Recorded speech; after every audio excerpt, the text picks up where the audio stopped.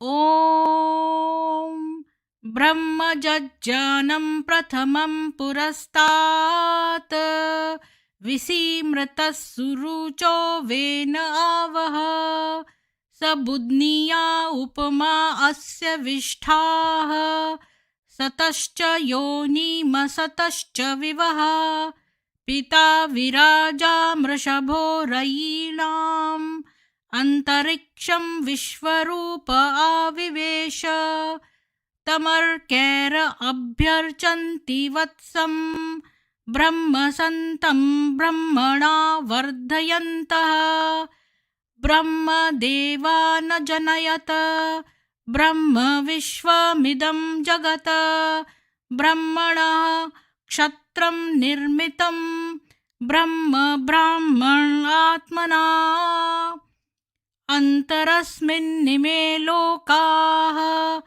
अन्तर्विश्वमिदं जगत् ब्रह्मैव भूतानां ज्येष्ठं तेन कोऽर्हति स्पर्धितुं ब्रह्मण देवास्त्रयस्त्रिगुंशत ब्रह्मनिन्द्र प्रजापति ब्रह्मन् हविश्वा भूतानि न विवान्तः समाहिता चतस्र आशा प्रचरन्त्वग्नयः इमं नो यज्जन्नयतु प्रजानन् घृतं पिन्वन्न जरगुं सुवीरम् ब्रह्म समिद्भवत्याहुतीनाम् ॐ शान्ति शान्ति शान्तिः।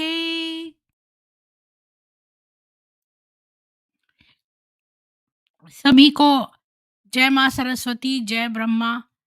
लक्ष्मी जी आपको जय श्री राम, बीजे जी आपको जय श्री राम, राज सिंह जी जय श्री राम, रवि जी आपको भी जय श्री कृष्ण।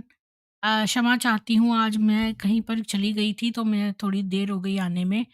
और आज हम जो है मुझे ब्रह्म कुमारी मत दर्पण जो है वो किताब का मैंने सोचा था कि हम पढ़ेंगे। तो मुझे 2 मिनट दीजिए, मैं खोलती हूँ। अ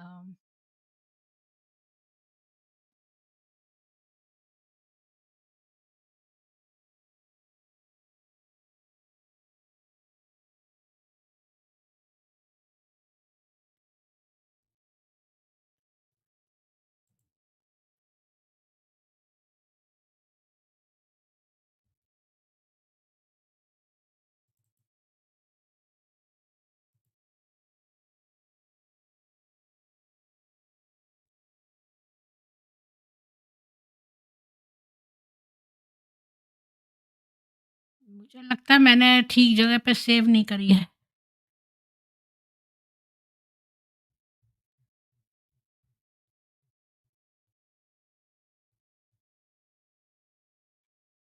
एक मिनट, मैं दोबारा से इसमें से देखती हूँ।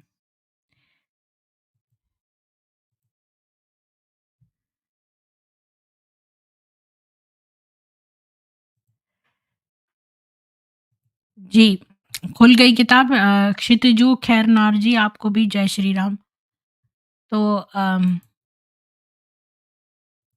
एक मिनट, हाँ, तो आप लोग शेयर कर दीजिए ये वीडियो, और मैं सोचती हूँ कि ये आपके साथ शेयर करती हूँ किताब।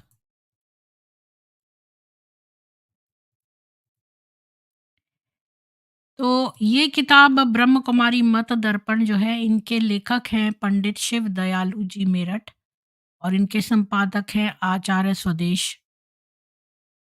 वेद मंदिर वृंदावन मार्ग मथुरा की ये इसका सत्य प्रकाशन है, और इसमें 21 पेज हैं। तो क्या लिखा है? ब्रह्म कुमारी मत सुनो धूर्तों का व्यापार, विद्या का वैरी महा बढ़ा रहा वह विचार, बढ़ा रहा वह विचार करे अतिशय कुटिलाई, बहिन बनाई नारी, पति को कहता भाई, हो स्वदेश का नाश सभी लो आज विचारी, फैल गया मत अगर देश में ब्रह्म कुमारी, और ऋषि अनुचर स्वदेश। तो कहाँ से शुरू है ये? 1 सेकंड, ये तो संपादकीय है। ब्रह्म कुमारी मत दर्पण, ये पेज नंबर 7 से शुरू है, तो यानी 20 पेजों से भी छोटी है, तो हम हो सकता है इसको आज ही ख़त्म कर दें। अगर कोई वॉलंटियर करना चाहता है पढ़ने के लिए तो स्वागत है। मैं मुझे लिख दे तो मैं फिर उनको एक जॉइनिंग लिंक दे दूँगी। तो मैं शुरू करती हूँ इसको पढ़ना। ब्रह्म कुमारी मत दर्पण, संप्रदाय प्रवर्तक। ब्रह्म कुमारी संप्रदाय के प्रवर्तक का नाम श्री लेखराज जी, जिनको प्रायः दादा के नाम से ही पुकारते हैं। दादा एक संपन्न धनाढ़ परिवार के व्यक्ति थे। बंबई में इनकी हीरे जवाहरात की दुकान रही। आप स्वभाव से ही रंगीले और विलास प्रिय थे। मैं पहले बता दूं कि एक आफताब नाम का आदमी ही लेखराज बन गया था, और अब इसका प्रूफ मैं नहीं दे सकती हूँ। पर ये जो है ये प्रूवन है जो इसमें है, क्योंकि ये पकड़े गए थे। आप स्वभाव से ही रंगीले और विलास प्रिय थे। बंबई में इनकी सर आगा खां के साथ मैत्री थी। तो देखिए, जो आगा खां है, मैंने कैसा ढूंढ के निकाला कि आगा खां भी यही काम करते हैं, पैसा लेकर जो है जन्नत भेजने का। संभवतः उन्हीं से दादाजी ने यह प्रेरणा प्राप्त की कि किस प्रकार अंधविश्वास में फंसी भोली भाली जनता को अपने वश में किया जाए और बिना किसी, यानी कि बिना मेहनत करे, बिना किसी तप त्याग और संयम के एक महान धार्मिक नेता बन जाए। अतः दादाजी ने किसी हठ योगी गुरु के द्वारा शिक्षा ग्रहण करनी आरंभ कर दी और त्राटक की साधना का पूरा पूरा अभ्यास किया, जिसके द्वारा संपर्क में आने वाले निर्बल मस्तिष्क पुरुषों को तथा भावना प्रधान युवतियों को अपने वश में किया जा सके। अपने अपलक नेत्रों से दूसरों को अपनी ओर लगे नेत्रों पर प्रभाव डालकर उनको सम्मोहित किया जा सके। इस प्रकार दादाजी सम्मोहम एवं उच्चाटन नामक हठ योग की सिद्धियों से युक्त होकर कार्य क्षेत्र में उतरे। यहाँ पर एक विराम लेते हैं कि यहाँ पर हमने अभी तक के क्या पढ़ा आपने? आपने बच्चों अभी तक क्या पढ़ा? हमने ये पढ़ा कि एक बहुत ही अय्याश किस्म का आदमी था लेखराज, जो कि एक हीरे जवाहरात की उसका वो था, उसके पास मालिक था, अमीर था। उसने सोचा भई देखो, ये जितने साधु संत हैं, ये तो इन्होंने वर्षों लगा दिए अपनी अपने शरीर को सुखा-सुखा कर और तपस्या कर के, और भूखे पेट रह के इन्होंने जो सिद्धियां प्राप्त करी हैं, ये बंदा बिना कोई काम करे, बिना किसी स्पिरिचुअल पुरुषार्थ के, ये चाहता था कि बस किसी तरह लोगों को धोखे में रख के, जो निर्बल मस्तिष्क आदमी और युवतियां जो बड़ी फीमेल्स होती हैं, बड़ी जो हैं उनके अंदर भावनाएं होती हैं, बड़ी इमोशन वाली होती हैं, तो इनको कैसे फंसाया जाए, ये इसका दिमाग था। और इसकी दोस्ती आगा खां से थी। मैंने तो ये किताब नहीं पढ़ी थी, तभी मैंने बता दिया था। इसका पैटर्न जो है वो बिल्कुल आगा खान वाला है, क्योंकि आगा खान भी ऐसे ही करते हैं। ऊपर से घोड़ों का बिजनेस है और अंदर से वो पैसे लेकर और जो है जन्नत का टिकट देते हैं और कहते हैं हम अल्लाह भी हैं, हम ईश्वर भी हैं, ताकि जो है चढ़ावा जो हिंदू देते हैं वो सब करें। रवि जी बोल रहे हैं, दूध का दूध का पानी किताब 2-3 दिन में भेज दूँगा। बहुत-बहुत धन्यवाद रवि जी, उस बात का। मैंने ढूँढी थी, मेरे को मिली नहीं। तब आगे चलते हैं इसमें। अ, तो इन्होंने सीखा क्या? केवल त्राटक की बात। उच्चाटन नामक हठयोग की सिद्धियों से युक्त होकर कार्यक्षेत्र में उतरे। बंबई में अपना कारोबार बंद कर अपने कराची में डेरा जमाया और ओम मंडली की स्थापना की। देखो, ये कराची में था बंदा, इसने ओम मंडली नाम से, यानी हिंदुओं को धोखा देने के लिए ओम नाम से नाम रखा, ओम मंडली की स्थापना की। साथ ही तथा कथित ब्रह्म ज्ञान और योग की शिक्षा के बहाने चेला चेली बनाना आरंभ कर दिया। आपका विशेष प्रयत्न चेली बनाने की ओर ही रहा। अनेक अविवाहित कुमारियां दीक्षित होने के लिए आने लगी। कुछ विवाहित देवियां भी अपने पतियों को त्याग कर आश्रम में रहने लगी और दादाजी द्वारा हठयोग की क्रियाएं सीखने लगी। इस प्रकार दादाजी की आयु 40 वर्ष के थी। तो तब उस समय लेखराज जो था 40 इयर्स का था। ओम मंडली की स्थापना के कुछ काल उपरांत जनता में उनके प्रति घृणा और रोष उत्पन्न हो गया, क्योंकि लोग मूर्ख तो है नहीं। लोगों ने देखा यहाँ पर छोटी-छोटी लड़कियाँ जा रही हैं और ये क्या काम कर रहा है, सबको नज़र आता है। प्रतिष्ठित परिवारों की देवियाँ अपने पतियों और पुत्रों को त्याग कर तथा अविवाहित युवतियाँ अपने माता-पिता को त्याग कर जब दादा लेखराज की चेली बनी, उनके कैलिस सदन में रहने लगीं, तो रोष व घृणा का उत्पन्न होना स्वाभाविक ही था। क्योंकि कौन हस्बैंड चाहेगा कि उसकी वाइफ जो है उसको छोड़कर वहां चली जाए। आर्य समाज कराची ने अन्य नागरिकों की सहयोग से ओम मंडली के विरुद्ध आंदोलन खड़ा किया। स्थान स्थान पर विरोध सभाएं होने लगी। कराची में अन्य गणमान्य नेताओं का सहयोग प्राप्त किया गया।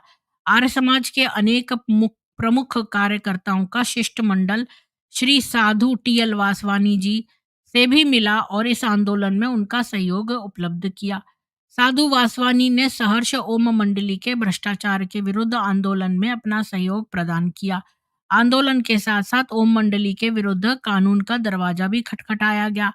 परिणाम स्वरूप ओम मंडली पर प्रतिबंध लगा और दादाजी को कराची छोड़ना पड़ा और अपना डेरा तंबू उखाड़ना पड़ा। मैं सोचती हूँ कि अब दिखा के क्या पढ़ना, मैं वैसे ही आपको बताती जाती हूँ। आपको क्या लगता है कि मुझे दिखा के पढ़ना चाहिए या वैसे ही बताना चाहिए? सारी किताब किसी की ना पढ़ी जाए तो ज़्यादा सही है। तो जो भारत विभाजन हुआ तो इन्होंने अपने 950 या 150 है, चेलियों के साथ भारत में पदार्पण किया। तो कराची में तो इन लोगों ने इनका उखड़वा दिया, इनका पूरा डेरा। लोगों ने इनके खिलाफ शिकायत की, आर्य समाज कराची ने। तो फिर ये वहाँ से निकल के आ गए। मैं ऐसे ही आपको सुनाती जाती हूँ उसमें से देखकर। तो फिर इन्होंने क्या किया कि ये वहाँ से छोड़कर भारत आ गए 150 लड़कियों के साथ।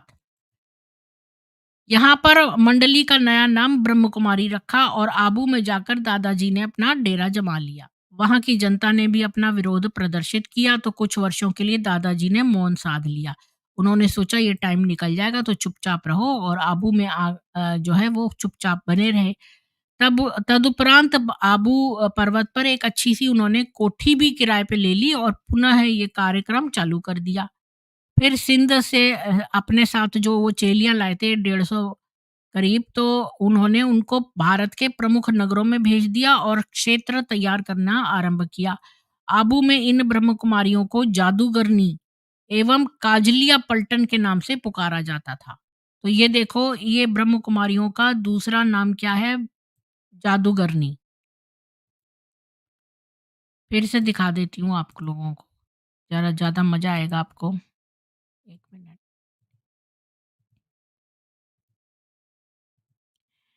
ब्रह्म कुमारियों को जादूगरनी एवं काजलिया पलटन के नाम से पुकारा जाता है। ये दोनों विशेषण सम्मोहन क्रिया में दक्ष होने एवं नेत्रों में एक विशेष प्रकार का काजल जो त्राटक की साधना में सहायक होता है लगाने के कारण सार्थक भी प्रतीत होते हैं। तो ये क्या करते हैं, एक विशेष प्रकार का काजल जो जो कि ये सम्मोहन करते हैं, तो ये इस तरह से कुछ काजल पलट लगाते हैं, तभी इनका नाम जादूगरनी और काजलिया पलटन था। इस ब्रह्म कुमारी नाम के संबंध में ऐसा अनुमान होता है कि दादाजी जो अपने को ब्रह्मा कहते थे और हर 5000 वर्षों में एक बार अपनी तथा कथित चतुर्युग की समाप्ति बेला में ब्रह्मलोक को त्याग कर पृथ्वी तल पर मानव शरीर में आने का दावा करते थे, उनके प्रति आत्मसमर्पण करने वाली देवियां ब्रह्म कुमारी एवं पुरुष ब्रह्म कुमार कहाते हैं। स्त्री विवाहित हो या अविवाहित, पति को त्याग कर आई हो या परित्यक्ता हो, सब इस पंथ में दीक्षित होने पर ब्रह्म कुमारी ही कहाती हैं। इसी प्रकार युवा एवं वृद्ध सभी पुरुष ब्रह्म कुमार नाम से पुकारे जाते हैं। तो यहाँ तक हमने देख लिया कि कैसे जो है ये कराची से आए और ये यहाँ पर भारत में बस गए और अपनी जो 150 चेलियाँ साथ में लाए थे उनको पूरे भारत में भेज दिया, जगह-जगह जो है क्षेत्र तैयार करने के लिए, और लोग इनको जादूगरनी या काजलिया पलटन कहते थे। और अब आगे देखते हैं भाई-बहन का नाता। इस संप्रदाय में दीक्षित होने के उपरांत पति-पत्नी परस्पर एक दूसरे को बहन-भाई कहने लगते हैं। प्रश्न है ये पति पत्नी का आपस में भाई बहन का नाता कैसा? क्या पति पत्नी आपस में संयम एवं ब्रह्मचर्य का जीवन नहीं बिता सकते? बिल्कुल बिता सकते हैं। आश्रम के अंदर शाखा में भाई बहन और आश्रम से बाहर जाकर ज्यों के त्यों पति पत्नी बन जाते हैं। आश्रम में स्थायी रूप से निवास करने वाली देवियां भी छुट्टी लेकर घर जाती हैं और अपने पति के साथ विलास करती हैं। और क्या इन आश्रमों में भी यह भाई बहन संयम से ही सदा रहते हैं? देर रात्रि गए तक इन आश्रमों में भाई लोगों का कारों में बैठकर आना जाना क्या रहस्यपूर्ण नहीं है? बिल्कुल है, क्योंकि जो है चंडीगढ़ में एक आदमी है, उसने अपना एक वीडियो डाला हुआ है कि उसने कंडोम्स पकड़े और वो जो सो कॉल्ड ये भाई-बहन वहाँ रह रहे थे, उनमें से 2 लोग गलत कार्य कर रहे थे, तो उसने कुछ ऑब्जेक्शन किया तो उसको मुँह पर घूँसा मारा इन लोगों ने, तो उस आदमी ने पुलिस बुला ली। तो शिवानी जो थी वो भी थी वहाँ पर और उसने इससे कहा कि तुम एक फॉर्म पर लिख दो कि यहाँ पर कुछ नहीं हुआ। तो इस तरह से ये लोग चालाकी मतलब ये लोगों ने पुलिस वगैरह सबको जो है अपने बस में कर रखा है और ये चीज़ों को दबा देते हैं और यहाँ पर चलता होगा क्योंकि देखिए व्यक्ति तो व्यक्ति ही है। आप उसको ज़बरदस्ती ब्रह्मचर्य करवा के कुछ दिन तक वो रहेगा, बाकी तो उसके अंदर फिर से जो उसका प्रकृति है वो तो उसके अंदर फिर से वैसी हो जाएगी और इतनी सारी कुँवारी हुई लड़कियाँ हैं वहाँ पर, सब टाइप की विमेन अवेलेबल हैं, तो वो क्यों नहीं वो उसका करेंगे यूज़। और दूसरी बात ये बहुत ही बेतुकी है कि तुम अपने वाइफ़ को या हस्बैंड को भाई या बहन बोलो। अरे तुम वैसे भी तो हमारे वेदों में लिखा है कि ब्रह्मचर्य का पालन करना चाहिए। संतान उत्पत्ति तो एक यज्ञ है लेकिन फिर उसके अलावा जो है ब्रह्मचर्य का ही पालन करना चाहिए। तो वैसे ही रह सकते हैं, उनको भाई-बहन एक-दूसरे को एड्रेस करने की तो कोई ज़रूरत नहीं है। ये तो बहुत ही महापाप है कि आप जो है हमें मनसा वाचा कर्मणा होना चाहिए यानी मन से वचन से और कर्म से एक यानी हम अगर किसी को भाई या बहन बोल रहे हैं तो हमारे मन के विचार जो हैं वो भी तो उससे लिंक्ड हैं जो शब्द हम बोल रहे हैं। तो जब आपने किसी को भाई बोल दिया तो बाद में वो सैया कैसे हो गया जो ये ब्रह्म कुमारियां जो है बाद में जब अपने वहां से जाती हैं वापस घर भी जाती हैं अपने तो हस्बैंड के साथ वापस रहती हैं।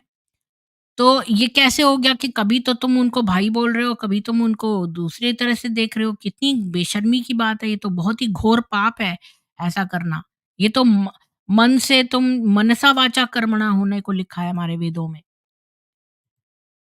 अब देखो ब्रह्म कुमारियाँ और ईसाइयत। ब्रह्म कुमारियों के अनेक मंतव्य, विचार एवं व्यवहार ईसाइयों से मिलते-जुलते हैं, जिससे यह भी आशंका होती है कि कहीं प्रच्छन्न ईसाई अथवा ईसाई मिशन के सहायता प्राप्त तो नहीं है।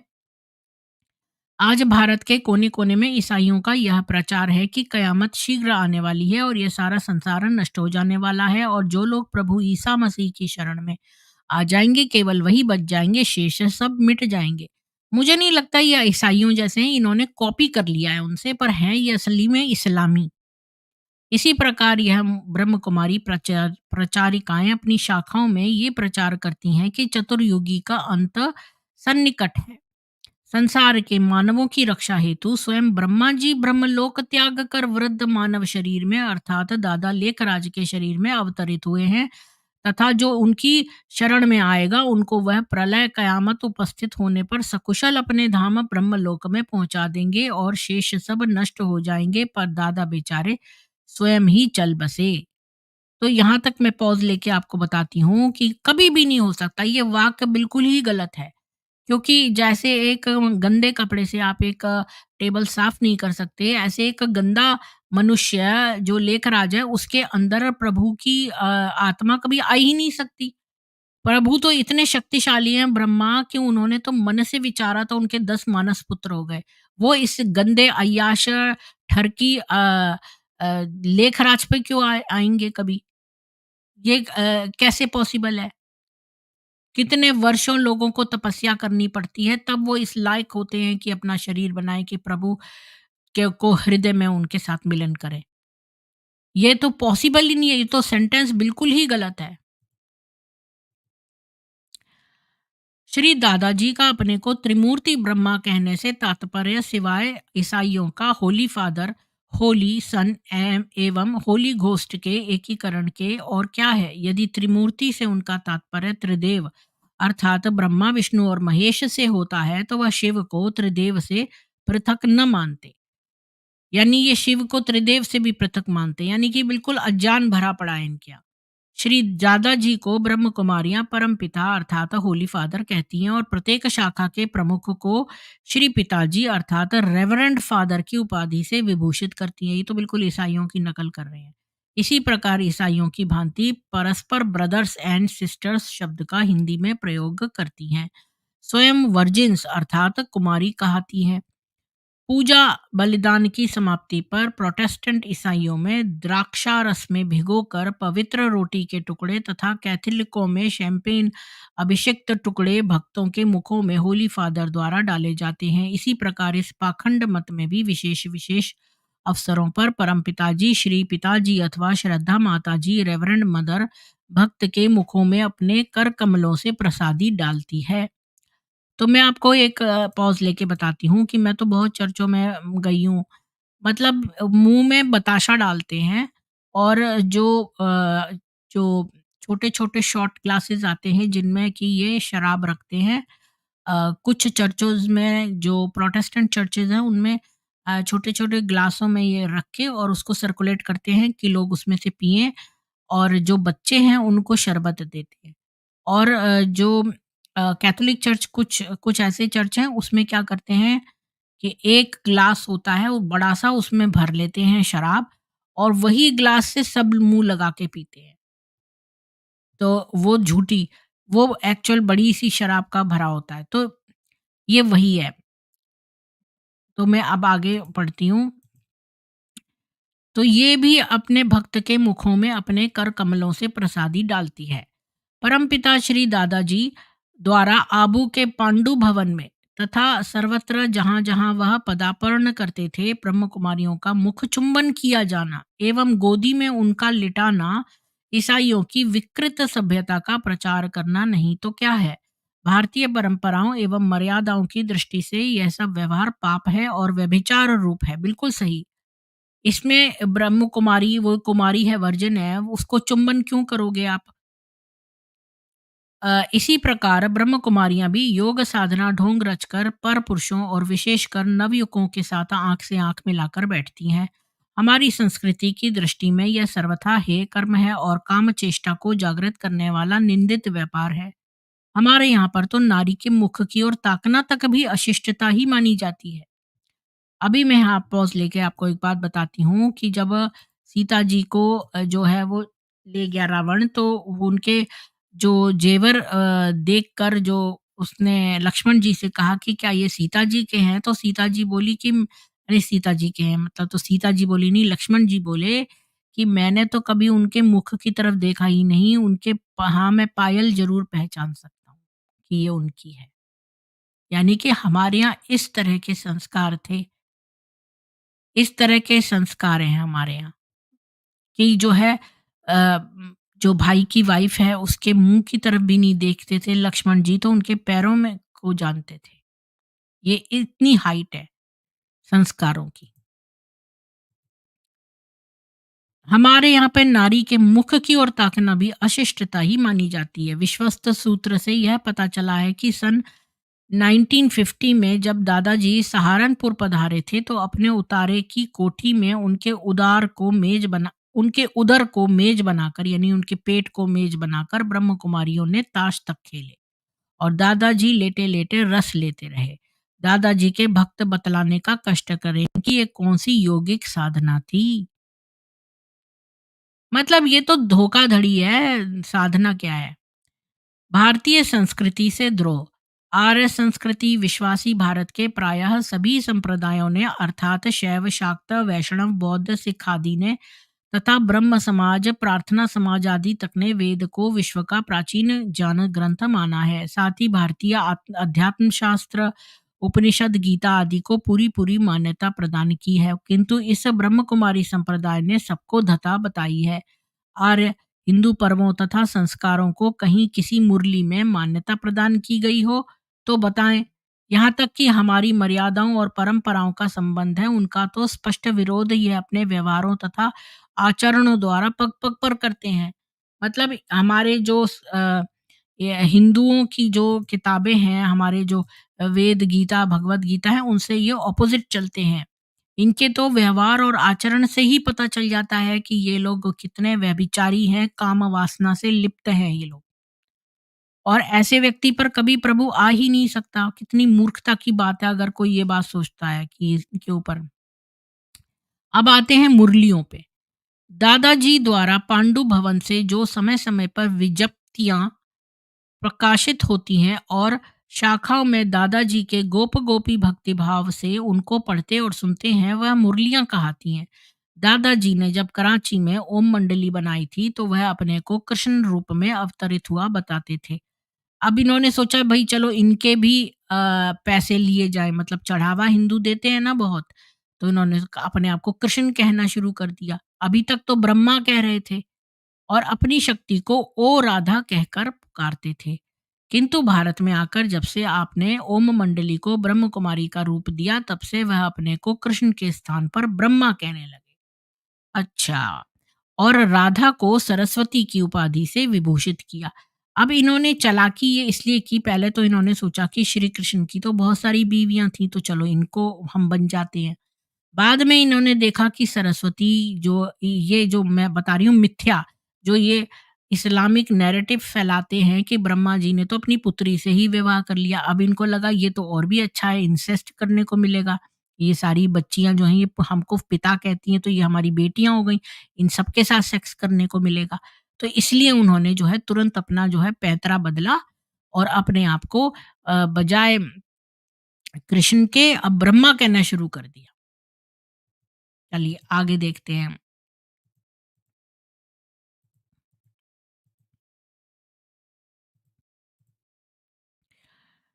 जिस प्रकार श्रीमद् भागवत का कृष्ण अपनी मुरली की सुमधुर ध्वनि द्वारा जनमानस को अपनी ओर आकर्षित करता था, उसी प्रकार दादाजी जब सिंध में कृष्ण बने हुए थे और ब्रह्म कुमारी इनकी गोपियां थीं, तो उन्होंने अपने प्रसारित जान को मुरली की संज्ञा प्रदान की थी। भारत में आकर ब्रह्मा बनने के उपरांत मुरली का पूर्व नाम ही ज्यों का त्यों रहने दिया गया। भारत में आकर वह ब्रह्म कुमारियों को अपनी पुत्रियां कहने लगे, किंतु उनके साथ व्यवहार व गोपियों के साथ जैसा ही करते रहे। ब्रह्म कुमारियों का ईश्वरीय ज्ञान क्या है? समय समय पर प्रसारित इन मुरलियों में से छांट कर 88 मुरलियां पृथक एक सच्ची गीता, यानी उनमें से 88 मुरलियां इन्होंने छांट ली हैं। और वो 88 मुरलियां एक अलग एक किताब है जिसका नाम सच्ची गीता पुस्तक के नाम से प्रकाशित की गई है। मुरलियों की मूल भाषा अत्यंत अशुद्ध एवं निम्न कोटि की है, यानी कि उसका स्टैंडर्ड जो है बहुत ही लो क्वालिटी है, जिससे ये पता चलता है कि श्री दादाजी, मैं तो नहीं बोलूंगी ऐसे लंपट को श्री, का भाषा संबंधी ज्ञान अत्यंत ही अल्प था। संभवतः उनको केवल लिखना और पढ़ना मात्र आता था। इन मुरलियों में जो कुछ लिखा हुआ है उससे यह भी स्पष्ट हो जाता है कि दादाजी वेद शास्त्र के विषय में नितांत शून्य थे, यानी वो वेदों में बिल्कुल जीरो थे। धर्म की दुनिया में यदि आए ही थे तो कुछ अध्ययन मनन आदि कर लेते, किंतु उनको तो धर्म एवं योग की आड़ में कुछ और ही प्रसार करना था तथा बुद्धिवाद एवं मानवता के स्थान पर अंधविश्वास एवं संकीर्ण मतवाद का प्रसार करना ही अभीष्ट था। अस्तु, अब हम पाठकों को इनके इस तथा कथित ईश्वरीय ज्ञान अर्थात सच्ची गीता का कुछ दिग्दर्शन कराना चाहते हैं। अब इनकी सच्ची गीता जो कि 88 मुरलियों की एक अलग पुस्तक है, उसमें क्या लिखा है? सच्ची गीता के आरंभ में उसको सर्वश्रेष्ठ अपौरुषेय ज्ञान माना है और युक्ति यह दी गई है कि अन्य ईश्वरीय ज्ञान यानी इल्हाम तो संसार में मानवों द्वारा प्रकट हुए, किंतु इनका यह ज्ञान साक्षात शिव परमात्मा अपने आनंद धाम से समय समय पर पृथ्वी तल पर आते और वृद्ध शरीर में अवतरित ब्रह्मा द्वारा उसको प्रकाशित करते हैं। किंतु जब तक सर्वव्यापक परमात्मा का किसी स्थान विशेष में ही रहना और वहां से आना जाना और तथाकथित ब्रह्मलोक त्याग कर मानव देह में दादा के रंगीले पुतले में अवतरित होना युक्ति तर्क विज्ञान एवं प्रमाणों से सिद्ध न किया जाए, यह सब धारणाएं मिथ्या कपोल कल्पनाओं के अतिरिक्त कुछ मूल्य नहीं रखती। तो ये सब इन्होंने कहा कि ये जो बूढ़ा लेकर आ जाए, इसके अंदर इसकी आत्मा आ जाती है। और भई ये तो बाकी लोगों की जो धर्मों की किताबें हैं, वो तो मनुष्यों ने लिखी हैं, पर इनकी जो है आनंद धाम से आई हैं। इन मुरलियों की संहिता को सच्ची गीता के नाम से पुकारना आपत्तिजनक है। उस नाम से यह स्पष्ट ध्वनि निकलती है कि योगी राज कृष्ण की गीता झूठी है। अब इस सच्ची गीता की बानगी देखें। अब यहाँ पर कुछ एग्जाम्पल्स दिए हुए हैं। मुरली नंबर 57 के अंत में लिखा हुआ है कि श्री कृष्ण जी राम से पूर्व सतयुग में हुए हैं। मतलब श्री कृष्ण जी तो राम से भी पहले हुए हैं। इनका दिमाग देखो जरा। ये तो हिस्टोरिकली हम इसको फॉल्स प्रूफ कर सकते हैं।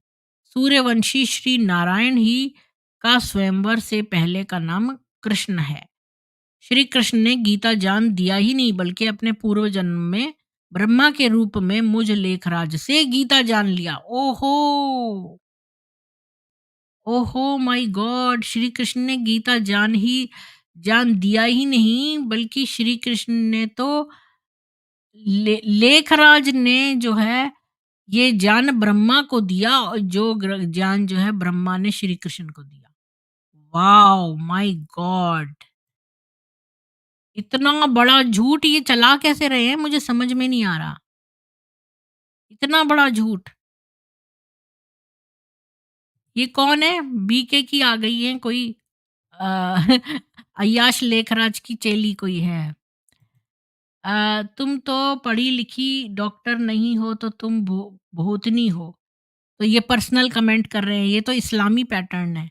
जब ये लोग कोई आंसर नहीं कर पाते तो फिर वो पर्सनल अटैक्स करते हैं।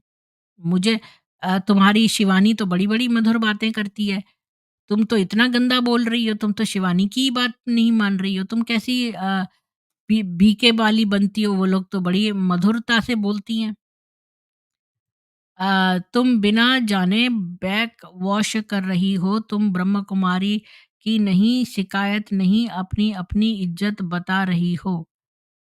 तो मुझे बताओ ना एक बात, कि तुम्हारा लेखराज तो बड़ा अय्याश आदमी था। चेलियां चाटियां रखता था, उन्हें किस वगैरह करता था। इसकी क्या जरूरत थी? क्या ये योग है किस करना? हमारे यहाँ तो इतने ऋषि मुनि हुए हैं जिन्होंने अपना शरीर तपाया है, आधे पेट भोजन कर कर के जो है तपस्या करी है। तुम्हारा लेखराज ने कुछ भी नहीं किया, वो तो मुफ्त में जो है अन्न लेना चाहता है, बटोरना चाहता है बिना कोई मेहनत करे। लेखराज जैसे अय्याश के ऊपर ईश्वर की आत्मा क्यों आएगी? जो इतने सालों से तपस्या कर रहे हैं और इतना ईश्वर के लिए प्रयत्न कर रहे हैं, उनमें क्यों नहीं आएगी, और ऐसे बदमाश के ऊपर क्यों आएगी?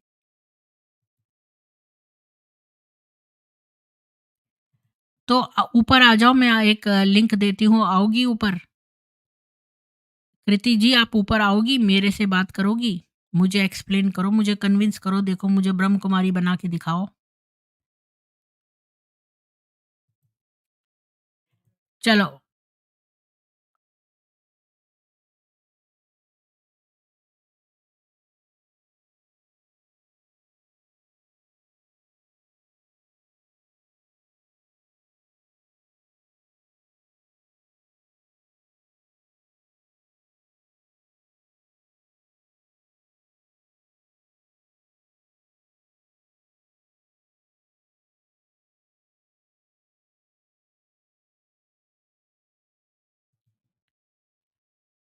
ठीक है, तो अब आगे चलते हैं।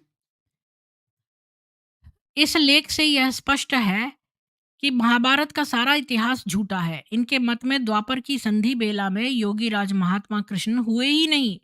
चंद्रवंश में इस विभूति ने जन्म ही नहीं धारण किया। तात्पर्य यह है कि ब्रह्म कुमारियों के आचार्य के मत से महाभारत के रचयिता वेद व्यास वैशंपायन आदि झूठे हैं। जिन शंकर, अरविंद, गांधी आदि महापुरुषों ने गीता को आत्मा की अमरता का कृष्ण द्वारा प्रदत्त दिव्य ज्ञान माना है, वह सभी भ्रांत है। केवल इनके दादाजी सच्चे हैं, जिन्होंने युक्ति तर्क प्रमाण शून्य यह गपोड़ा घड़ा है कि सूर्यवंशी नारायण का नाम कृष्ण था। कृष्ण नाम का कोई ऐतिहासिक युग पुरुष धरती पर जन्मा ही नहीं। भारत के इतिहास को इस निर्लज्जतापूर्ण ढंग से झुठलाना, कृष्ण के अस्तित्व से इनकार करना अक्षम्य राष्ट्रीय एवं जातीय महापाप है। बिल्कुल। ये कह रही हैं कि कृष्ण का अस्तित्व ही नहीं है, जबकि कृष्ण जी के तो हमें बहुत सारी हिस्टोरिकल प्रमाण मिलते हैं। युग कल्पना देखो इनकी। भारत के समस्त वैदिक आचार्यों ने हिमालय से कन्याकुमारी तक युग युगांतरों से प्रचलित संकल्प के अनुसार सृष्टि संवत को माना है। तदनुसार एक कल्प 4 अरब 32 करोड़ वर्ष का होता है। कल्प में 14 मनवंतर और प्रत्येक मनवंतर में 72 चतुर्युगी तथा प्रत्येक चतुर्युगी में 432 क्या है ये चा और 1 2 3 1 2 3 4 4 जीरो इतने वर्ष माने गए हैं। 4 युग अर्थात कली द्वापर त्रेता एवं सत हैं, जिनकी अवधि 4,32,000 8,74 चौहत्तर नहीं 64,000 8,64,000 126 लाख 6,000 एवं 172 लाख 8,000 वर्ष क्रमशः है। भारत के प्राचीन ज्योतिष शास्त्र एवं मनु आदि धर्मशास्त्र इसका प्रतिपादन करते हैं, किंतु हमारे दादा लेखराज जी बिना किसी युक्ति तर्क एवं प्रमाण के यह मनवाना चाहते हैं कि कल्प केवल 5,000 वर्षों का माने और उसके अंदर अंतर प्रत्येक युग की आयु केवल 1250 वर्ष माने। दादाजी की गणना में मनवंतरों एवं चतुर्युगियों का काम नहीं। दादाजी के कथनानुसार प्रति 5,000 वर्षों के उपरांत प्रलय हो जाती है और प्रत्येक कल्प में सारी की सारी घटनाएं ज्यों की त्यों घटित होती हैं और उनमें लेश मात्र भी अंतर नहीं होता। जरथुस्त्र, मूसा, ईसा, बुद्ध, मोहम्मद, शंकर, नानक आदि मतों के आचार्य यथाक्रम प्रतिकल्प में जन्म लेते हैं और मतवादों का प्रचार करते हैं। दादाजी के विचारों के अनुसार अब प्रलय सन्निकट है। वर्तमान संसार को बने लगभग 5,000 वर्ष केवल हुए हैं। दादाजी की कल्पना का आधार उनके स्वामी ईसाई विद्वान है। दादाजी ईसाइयों की इस बुद्धि शून्य मान्यता को हिंदू जाति के सर लादना चाहते हैं और इस प्रकार भारतीय ज्योतिष शास्त्र एवं इतिहास पर पुचारा फेरना चाहते हैं। वैज्ञानिकों के मत में इन लोक लोकांतरों के निर्माण में करोड़ों वर्ष लगे हैं। हिमालय जिसकी ऊंचाई 31,000 फुट है, उसकी चट्टानों का निर्माण सागर के अंदर 1 अरब से अधिक वर्षों में वैज्ञानिकों की गणना के अनुसार हुआ है। 9 अरब, पता नहीं ये 1 है कि 9 लिखा है, अधिक वर्षों में वैज्ञानिकों की गणना के अनुसार हुआ है। दादाजी के इस मतानुसार यह सारे ज्योतिष शास्त्र झूठे हैं और वैज्ञानिक झूठे हैं और केवल ये लाल भुजक्कड़ सच्चे हैं। अब आते हैं तो इनका युगों का कैलकुलेशन भी गलत है, कृष्ण के बारे में भी ये गलत कहते हैं, भगवत गीता के बारे में भी गलत कहते हैं। मातेश्वरी सीता का अपमान। मुरली संख्या 65 में दादाजी लिखते हैं कि राम का इतिहास केवल काल्पनिक है। वाओ! नाटककार ने एक आध्यात्मिक पहेली को केवल मूर्त रूप प्रदान किया है। राम नाम शिव का ही है, रावण नाम माया का है, मन उसकी लंका है और विकारग्रस्त मनुष्य की आत्मा का नाम सीता है। इस प्रकार की प्रलापपूर्ण दादाजी की मान्यताएं हैं। इसी मुरली में लिखा है कि रावण माया ने सीता आत्मा से भीख मांगी और जब सीता ने राम मुझ परमात्मा द्वारा लगाई गई लकीर मर्यादा को उल्लंघा तो रावण माया ने सीता का हरण कर लिया और आत्मा रूपी सीता रावण के कारागार में जीवनबद्ध अवस्था में कैद हो गई। दादाजी ने यदि रामायण पढ़ी होती तो लकीर लगाने वाले को राम यानी मुझ परमात्मा न लिखकर लक्ष्मण मुझ परमात्मा के भैया लिखते। इस मुरली में दादाजी ने अपने को ब्रह्मा से ऊपर साक्षात परमात्मा माना है और अपने को ही राम भी कहा है। वाल्मीकि के राम को केवल काल्पनिक प्रतिपादित किया है।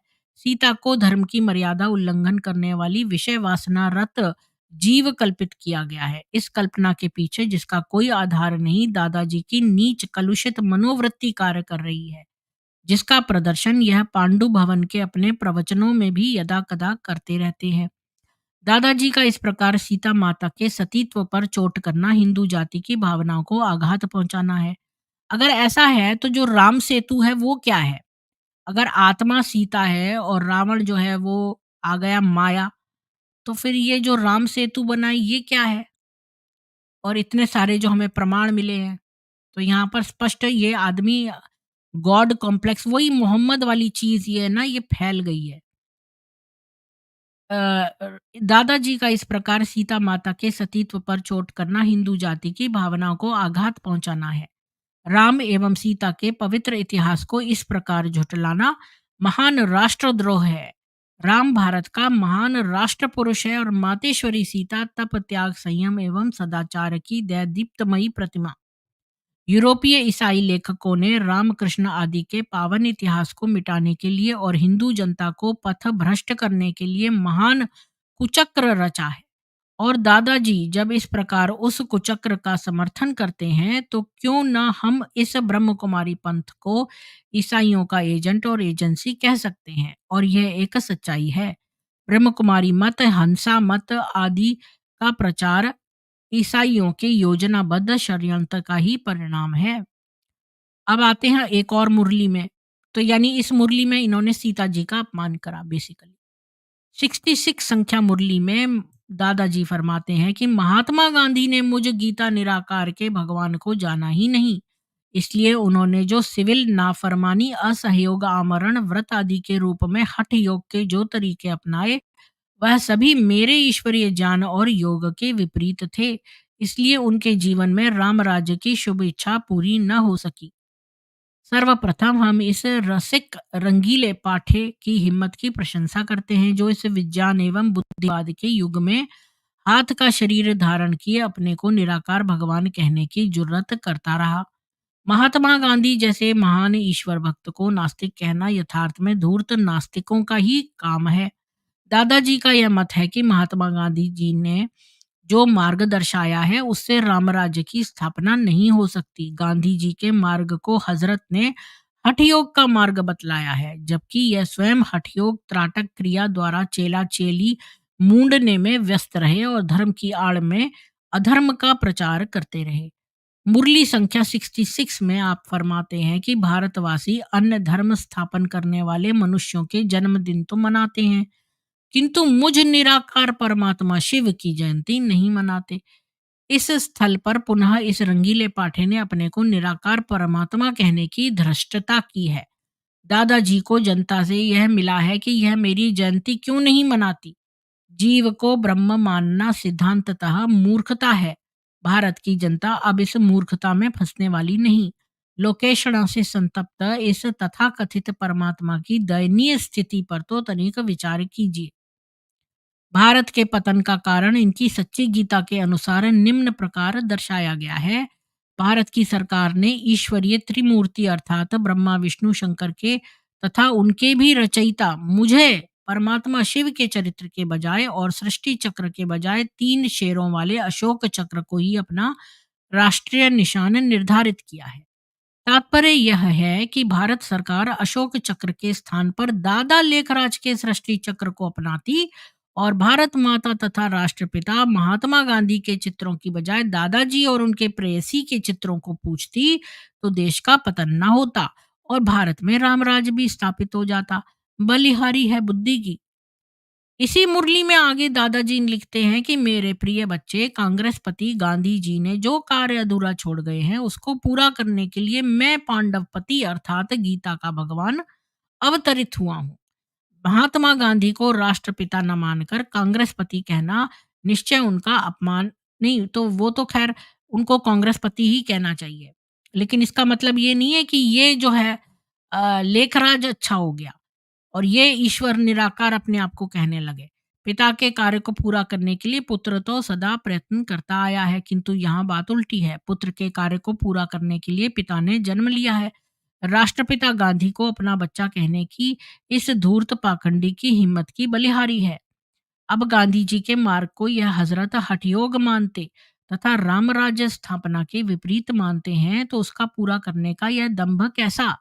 भारतीय प्रजा को यह जानकर प्रसन्नता होगी कि यह तथा कथित निराकार परमात्मा तो चल बसे।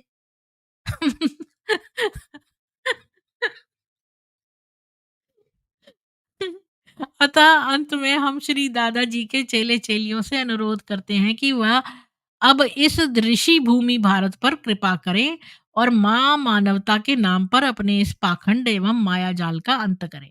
यदि कुछ करने की तमन्ना है तो पाकिस्तान जाएं और वहां आपके दादा गुरु ने अब पहले ये जाल बिछाया था और बाद में श्रीमान को हिजरत करनी पड़ी थी। भारत की प्रजातांत्रिक सरकार को आपके कार्यों में सहयोग देने में आनाकानी करेगी, किंतु वहां आपको तत्काल फल मिलेगा। आपके दादा की खूब जयंतियां मनाई जाएंगी और आप ब्रह्म कुमारियों की भी विशेष रूप से पूजा अर्चना होगी। तो मैं यहीं तक पढ़ूंगी इसको। आज का कॉमेडी हो गया है। मेरे हस्बैंड मेरे को बुला रहे हैं जाने के लिए, लेकिन मैंने कहा मैं अपना ये शो खत्म करके ही जाऊंगी। लक्ष्मी जी जय श्री राम, बीजे जी जय श्री राम, राज सिंह जी जय श्री राम, रवि जी जय श्री कृष्ण, पंकज सोनी जी जय राधे कृष्ण, शितु खैरनार जी जय श्री राम, सभी को जय माँ सरस्वती, अनमोल पीर जी, जी रवि जी, जय सनातन वैदिक हिंदू विश्व। ओम मंडली और ओम निवास बहुत बड़ा स्कैम था जिसके हिस्सेदार बहुत से तत्कालीन सरकारी अधिकारी भी थे। जी, 1 मिनट में ये भी चला दूँ। अ, यह किताब परमपिता शिव ब्रह्मा कुमारीज़ ग्वालियर डीडी नगर। कह रहे हैं यह किताब ब्रह्म कुमारी से जलने वालों ने लिखी जिसमें सब कुछ झूठ है, उनको बदनाम करने के लिए प्रत्यक्ष को प्रमाण की क्या ज़रूरत? तो इसमें क्या आपकी मुरलियाँ झूठ लिखी हुई हैं? ये मुरलियाँ जो हैं एक्सट्रैक्टेड हैं आपकी जो किताब है सच्ची गीता उसी में से, उसी में ये लिखा हुआ है। अगर आपने नहीं पढ़ा है तो ये आपकी प्रॉब्लम है। आपने अपनी किताबें या मुरलियाँ पूरी नहीं पढ़ी हुई हैं, आप इसको क्रॉस वेरीफाई कर सकते हैं। जागरूकता की कमी की वजह से भोले-भाले लोग इनके सतयुग, स्वर्ग, ध्यान आदि जंजाल में फँस जाते हैं। लिखने वाले की लैंग्वेज से पता चला है कितना ज़हर भरा हुआ है। नहीं, व्यंग्यात्मक लिखा है, लेकिन सच लिखा है। इसमें कौन-सी बात झूठी है मेरे को आप बताइए, मैं आपको प्रूफ़ दूँगी उसका। इस्लाम को कॉपी कर नरमपंथी से बनाया हुआ कल्ट है। आसमानी जान 5 बार नमाज़ जैसे ट्रैफ़िक कंट्रोल, वन निराकार शिव बाबा और वैसे-वैसे। नहीं, आगा खानी तरीका ना वो आगा खानी से ही मिला था। मेरे को पहले से ही पता था इसके इसके तरीके से ही मैं समझ गई थी ये बिल्कुल आगा खानी स्टाइल है। वही लोगों को उल्लू बनाना, बोलना मैं ब्रह्मा, मैं शिव ताकि सबका चढ़ावा आए। और ये अय्याश आदमी के ऊपर ईश्वर की आत्मा कभी भी नहीं आ सकती। ये गॉड कॉम्प्लेक्स साइकोलॉजिकल प्रॉब्लम है, इसको गॉड कॉम्प्लेक्स जो मोहम्मद को थी। तो हाँ, ये तो मैं पढ़ चुकी हूँ। ये जो वुमन है ये बिल्कुल इस्लामी लगती है मेरे को, क्योंकि ये इस्लाम जो लोग कम पढ़े लिखे होते हैं ना वो पर्सनल अटैक पे आते हैं। इनका फॉर्मेट ऐसा है कि लोग इनके लिए गुलाम की तरह व्यवहार करने लगते हैं। लेखराज जी के लड़कियों को किस करने और गले लगाने की घटना को स्वीकारोक्ति कोर्ट में दिए गए बयान में भी किया गया है। जी। हाँ, मैं कोई बैकवॉश नहीं कर रही हूँ, मैं तो सच इसमें कौन-सी बात झूठी है बीके कृति जी, आप मेरे को बताओ, ऊपर आओगी तो मैं दे दूँगी लिंक तुम आपको। अ, कम दिमाग वालों को ऐसे ही लगेगा। जी, बीके बहुत स्कैम है। प्रकाश सूबेदार जी कह रहे हैं भगवद गीता में कहाँ लिखा है कि भक्ति करो? मनमना भव अर्थात मुझे याद करो ऐसा कहा है। गीता परमात्मा ने ब्रह्मा तन द्वारा सुनाई है। कृषि कृष्ण बचपन का नाम है। बड़ा होने के बाद दोनों का नाम लक्ष्मी नारायण हुआ। प्रीत जोशी जी कह रहे हैं ब्रह्म कुमारी वाले लोग ये कहते हैं कि इंसान अगले जन्म में भी इंसान ही बनते हैं और जानवर जानवर ही बनते हैं। बिल्कुल बेवकूफ़ बनते हैं जो लोग ब्रह्म कुमारी। हाँ, बिल्कुल ये बात भी गलत है कि जानवर जानवर बनता है। ऐसा है ना कि जो जो लोग योग मार्ग से भ्रष्ट हो जाते हैं, जैसे मान लो कोई योगी है, उसने बहुत तपस्या करी। अब आगे जाके उसका दिमाग जो इधर-उधर लग गया और उसने अपनी योग साधना छोड़ दी। तो ईश्वर उस पे थोड़ी-सी कृपा कर देते हैं और उसको थोड़े समय के लिए, जैसे किसी को जैसे वो मरेंगे तो अपना जो भी टाइम उन्होंने अच्छा गुज़ारा है, इसके बाद उनका जन्म अच्छे घरों में हो जाएगा। इसी प्रकार कुछ ऐसे लोग होते हैं जिन्होंने थोड़े से पाप कर्म करे होते हैं, जिन पर प्रभु दया करके उनको जानवर बना देते हैं ताकि वो जानवर जो है वो एक भोग अवस्था है। जानवर जो है वो कर्म नहीं करता, वो खाली भोगता है। तो वो थोड़ा-सा अपना जो पाप उन्होंने करा है हल्का-फुल्का, वो भोग लेते हैं और इसके बाद उनका दोबारा जन्म हो जाता है। तो इसलिए ये भोग क्या बोलते हैं उसको, मेरे को वर्ड ध्यान नहीं आ रहा। वो है।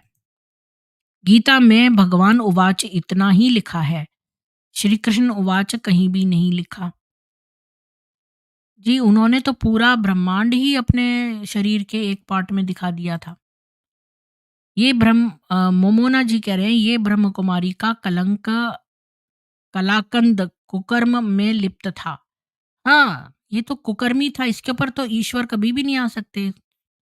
सनातन और शंकराचार्य और समाज के जागरूक जनता आज तक ये ब्रह्म कुमारी के विरुद्ध नहीं करते और महामंडलेश्वर आदि लिंग के माउंट आबू में अतिथि बने वहाँ क्या वही करते। अब क्या कहे लोगों को, लोग सोचते हैं ना कि भाई वही बात है ना, जैसे मुर्गी का जो केज है उसमें एक मुर्गी को उठाओ, हिंदू जो है सोचते हैं हम तो सेफ है ना, हम तो नहीं पकड़े गए। जो एक मुर्गी सोचती है आज मेरा टर्न तो नहीं आया ना, क्योंकि कसाई ने अपना हाथ डाला, एक को निकाल लिया तो आज मेरा टर्न तो नहीं आया ना। वैसे ही हिंदुओं की स्थिति है। हिंदू जो हैं कहीं-कहीं इन्होंने ट्रैप्स लगाए हुए हैं इनको फँसाने के लिए। ज्ञान चर्चा जी कह रही है ये सब संस्था सनातनी समाज को नष्ट करने में लगी है, ये ब्रह्म कुमारी है या लस्ट क्वीन। हाँ, मोहम्मद का ही चेले हैं या आगा खानी तो सुसाइड बॉम्बर्स हैं और बिल्कुल ये भी उसी पैटर्न के हैं। दरअसल ये पापी ढोंगी मक्कारों का संगठन है जिससे सनातन धर्म के कई प्रतीकों का दुरुपयोग करके बहुत से भोले-भाले लोगों को इन लोगों ने फँसा रखा है। बिल्कुल, और वशीकरण करते हैं ये अपनी नज़रों में। इसको कहते हैं एक माइंड कंट्रोल। आदित्य उपाध्याय जी आपको राम राम। माइंड कंट्रोल करना, जब आप अपने जो है ना बहुत देर तक अपने आज्ञा चक्र पर फोकस करते रहना तो आप में कुछ शक्तियाँ आ जाती हैं। उन शक्तियों से जब आप किसी को देखते हैं तो उसका अगर वो निर्बल मस्तिष्क का होता है तो आप उसके ऊपर कंट्रोल कर लेते हैं। तो ये लोग यही काम करते हैं और मैं जब छोटी थी तो मेरे फादर बोलते थे माइंड कंट्रोल कुछ लोग करते हैं वो, तो मैं बोलती थी ये भी एक मैनिपुलेशन है। मैं इस माइंड कंट्रोलिंग को भी एक टाइप का मैनिपुलेशन करना समझती हूँ। ये एक तरह का असॉल्ट है। श्री कृष्ण के सतयुग में 8 जन्म होते हैं। सबूत श्री कृष्ण जन्माष्टमी, फिर नव या जन्म राम राजा का, इसलिए रामनवमी कहते हैं। इसका खंडन नहीं कर सकते। बिल्कुल, और उसके प्रमाण भी तो हैं। ये लोग तो रामायण को भी मना करते हैं, लेकिन राम सेतु तो है ना, नासा ने भी दिखा दिया। ये मंत्र और जप का विरोध करते हैं और कई तरीके से हिंदू धर्म के मान्यताओं को प्रदूषित करने का कुत्सित प्रयास करते हैं। जी अमित जी। गांधी और लेखराज एक ही मनोवृत्ति के थे और सब इस्लामी थे। जय श्री राम। नमस्ते। आपको भी दुष्यंत जी। ट्यूब पर बैठकर किसी को भी बदनाम किया जा सकता है। जी। राजेश जी बोल रहे हैं ऑसम। सुभद्रा ओली जी बोल रही है जय श्री राम। बीजे जी ये कल्ट पे मेरा 12 साल का अनुभव है, आपसे स्ट्रीम किया था। इस्लामी जैसा झूठा जान और सुप्रीमेसी का घमंड से भरे हुए लोग हैं ये लोग। हाँ, यहाँ पर बैठी हुई तो है ये भी के मेरे पर पर्सनल अटैक कर रही है। मोना संधू जी गुड इन्फॉर्मेशन जी। दुष्यंत पटेल जी कह रहे हैं खाने के बाद जो सुबह में जाते हो उसके लिए किसी ने आपको किसी से कहा है क्या? सब कुछ कहना पड़ेगा। आगे चलकर सभी बातें आपकी झूठी सिद्ध होंगी। मेरी? प्रकाश सूबेदार जी किसको बोल रहे हो आप? मुझे नहीं समझ में आ रहा, आप ब्रह्म कुमार हो क्या? या आप उसके अगेंस्ट में हो? मुझे लगता है ये इसके बीके की तरफ से है। मैंने किसी को भी बदनाम नहीं किया। मैंने किसी को भी बदनाम नहीं किया है। जो है ये क्या कह रहे हैं, श्री कृष्ण के सतयुग में 8 जन्म होते हैं। ये सबूत है श्री कृष्ण जन्माष्टमी। फिर नव या जन्म राम राजा का है, इसलिए अरे! अरे! आपका दिमाग ठीक तो है? रामचंद्र जी जिस युग में हुए थे, उसके प्रमाण मौजूद हैं। उनके प्रमाण मौजूद हैं और ये जो आपने ये सबूत दिया है, ये सबूत है ही नहीं कि 8 जन्म होते हैं, ये जन्म होते हैं। या ये आपकी इन्फॉर्मेशन बिल्कुल ही गलत है, बल्कि हिस्टोरिकल प्रूफ हैं, जो आर्कियोलॉजिकल एविडेंस हैं। श्री कृष्ण के जन्म के आर्कियोलॉजिकल एविडेंस है, राम जी के जन्म के आर्कियोलॉजिकल एविडेंस है।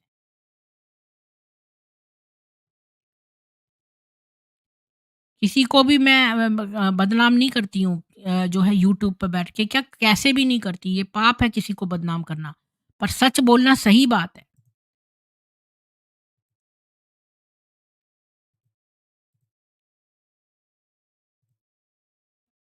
हाँ, chicken defending KFC. Lekhraj Aftab थे, हाँ, इसका सबूत अब मिट गया है, ये तो मैंने शुरू में ही कह दिया। आफ़ताब नाम का एक आदमी था जो लेखराज बन के और उसने सबको प्रपंच किया, वो मैंने बुकमार्क कर लिया था, पर जैसे कि साईं जो चांद मियाँ था उसकी रेप वाली तस्वीर अखबार में निकली थी, वो भी मैंने बुकमार्क करी थी। वो दोनों बुकमार्क्स ख़त्म कर दिए, बहुत सारी जगहों के बुकमार्क्स मेरे ख़त्म कर दिए। अब तो मैं सेव करके रख लेती हूँ, पहले मैं नहीं करती थी, बुकमार्क लगा लेती थी। अभी देखो गूगल में कोई भी चीज़ करो, पहले 10 पेजों में खाली आपको इस्लामी चीज़ें ही नज़र आएँगी। इन्होंने सब गायब कर दिया है। लोगों की ज़िंदगी बर्बाद करने के लिए बिल्कुल इसके ऊपर मुकदमा चलना चाहिए। इनके ऊपर ट्रीज़न का, राष्ट्रद्रोह का और हमारे हिस्टोरिक उससे छेड़छाड़ करने का करना चाहिए। इसके अंदर औरतें ज़्यादा घुसी हुई हैं। उनको अधेड़ उम्र की हो गई हैं, उनको थोड़ी-सी प्रशंसा मिल जाती है लोगों के सामने। वो देखो शिवानी कैसे बोलती है क्वेश्चन करके कि तो ऐसे करते हैं ना, ये करते हैं ना। अरे तुमने किया है क्या? ये संस्था से जुड़ो, बहुत फैमिली और लोगों का लाइफ बर्बाद हुआ, दुनिया विनाश जाएगी चक्कर में, बिल्कुल। और ये जो मोटिवेशनल बातें कहते हैं उनको आप वैसे ही फॉलो कर लो, उनको वहां जाकर ज्वाइन करने की जरूरत नहीं है। Corrupt organisation, greedy people, abuse people's trust. हाँ, मेरे ये संस्था से पीड़ित हूँ। जी सुभद्रा जी, मुझे भी मेरे ईमेल पर लिखिए, आप लोगों का भी मैं ले लूंगी अ, एक सेशन। तो आप सभी लोग जो हैं स्ट्रीम को ज़्यादा से ज़्यादा शेयर करिए, लाइक करिए। और आज के लिए इतना ही था। कल फिर मिलेंगे सामवेद में। राम राम, जय श्री राम और जय सनातन वैदिक हिंदू विश्व।